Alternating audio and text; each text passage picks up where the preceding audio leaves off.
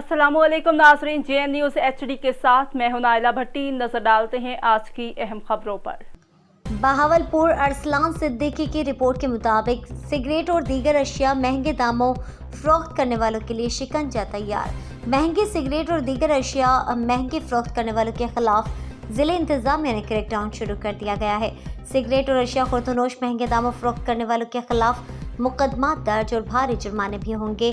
बहावलपुर और गिरदोनवाह इलाकों से अवाम की जानिब से इंतजामिया को मुतादिद शिकायत मौसूल हुई कि बहावलपुर और गिरदोनवाह इलाकों में दुकानदार सिगरेट और दीगर अशिया खुर्दनोश ब्लैक और महंगे दामों फरोख्त कर रहे हैं, जिस पर प्राइस कंट्रोल कमेटी जिले पुलिस और जिले इंतजामिया को आगाह किया, जिस पर प्राइस कंट्रोल कमेटी ने छापा मारकर कार्रवाइयां शुरू कर दी हैं।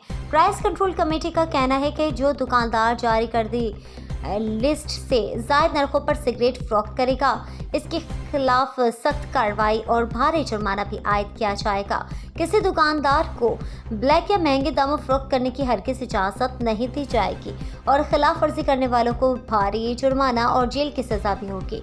असिस्टेंट कमिश्नर बहावलपुर का कहना था कि आवाम के साथ किसी किस्म की ज़्यादती नहीं होने देंगे और मुकर्ररा रेट से ज़्यादा कीमतें वसूल करने वालों को किसी किस्म की रियायत नहीं दी जाएगी।